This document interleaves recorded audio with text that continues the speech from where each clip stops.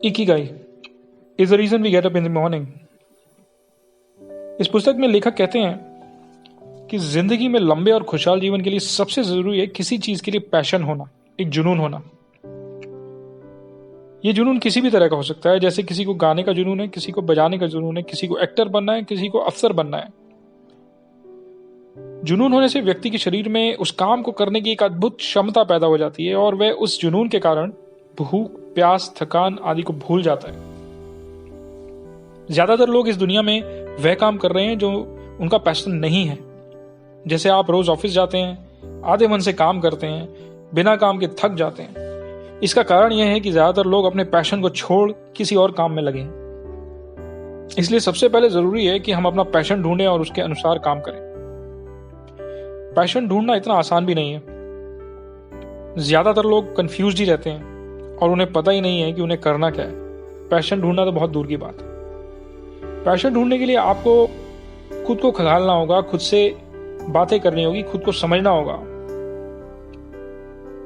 दुनिया में जापानी लोग सबसे ज्यादा लंबे समय तक जीते हैं और अपने काम में बहुत सफल रहते हैं। वे मानते हैं कि सबका इकिगाई होता है, यानी सभी के कुछ पैशन होते हैं जिसे हमें ढूंढना होता है, जो कि एक सुबह उठने की वजह होता है। ओकिनावा आइलैंड पर हुई रिसर्च के अनुसार यहाँ के लोग सबसे ज्यादा जीते हैं और उसके कुछ कारण हैं। जैसे ज्यादातर लोग एक्टिव रहते हैं और अपने पैशन पर काम करते हैं। जीवन को धीमी गति से जीते हैं पर अपने काम और पैशन के साथ कोई समझौता नहीं करते। एक सिंपल लाइफ जीते हैं, संतुलित आहार लेते हैं, हफ्ते में 2 दिन फास्टिंग करते हैं। जो लोग अपना पैशन ढूंढ उस पर काम करते हैं वे खुश रहते हैं और लंबा और एक हेल्दी जीवन जीते हैं। इकिगाई रोज उन्हें जीने के लिए नई ऊर्जा देता है। आपको भी अपनी लाइफ में एक फ्लो ढूंढना होगा। हम जो भी काम करते हैं उसमें एक फ्लो ढूंढे। फ्लो से मतलब है आनंद, उमंग और एक क्रिएटिविटी के साथ काम करना। आपने देखा होगा कि कुछ लोग, खासकर आर्टिस्ट, अपने काम को इतना अच्छे से करते हैं, इतना खो जाते हैं उसमें, इतना डूब जाते हैं कि उस काम के अलावा उनको कोई होश ही नहीं रहता। इसी को फ्लो में काम करना कहते हैं। तो अगर आप किसी भी काम को इस तरह से कर रहे हैं, इतने फोकस से कर रहे हैं, इतने आनंद से कर रहे हैं, वह एक फ्लो होता है।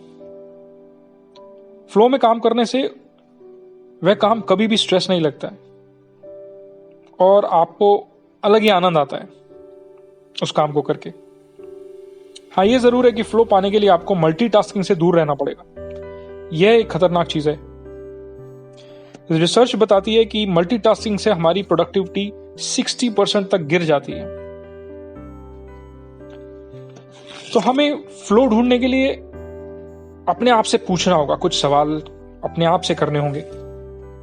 जैसे कि हमें करना क्या है, हमारा लक्ष्य क्या है, उस लक्ष्य को पाने के लिए हमें क्या करना होगा,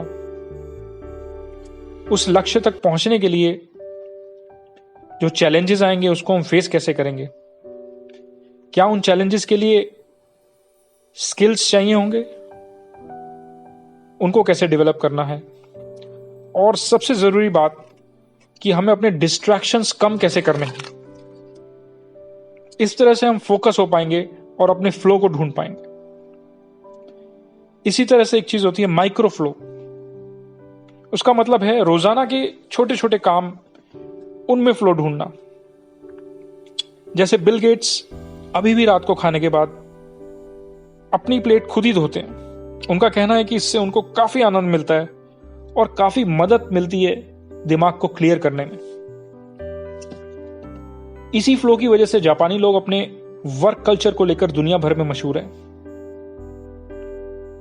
तो जापानी लोगों के लंबे और हेल्दी जीवन में कुछ राज हैं। जैसे वो मानते हैं कि you are born to die.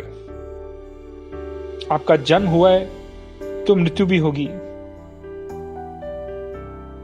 चिंता मुक्त रहते हैं और नई नई चीजें सीखते हैं।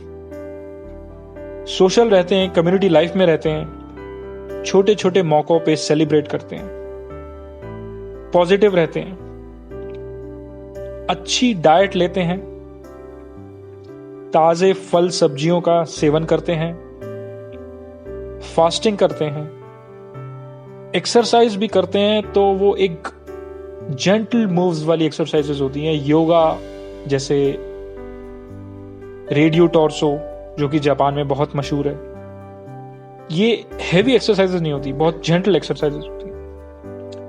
तो ऐसी कई और जानकारियों के लिए और कुछ और ज्ञान प्राप्त करने के लिए आपको एक किताब पढ़नी पड़ेगी। इसका नाम है इकिगाई। उम्मीद है ये वीडियो आपको अच्छा लगा होगा, और अच्छा लगा हो तो लाइक जरूर दबाइएगा, सब्सक्राइब का बटन भी जरूर दबाइएगा, ताकि इस तरह की वीडियो आपके मेल बॉक्स में जल्द से जल्द पहुंचे। धन्यवाद।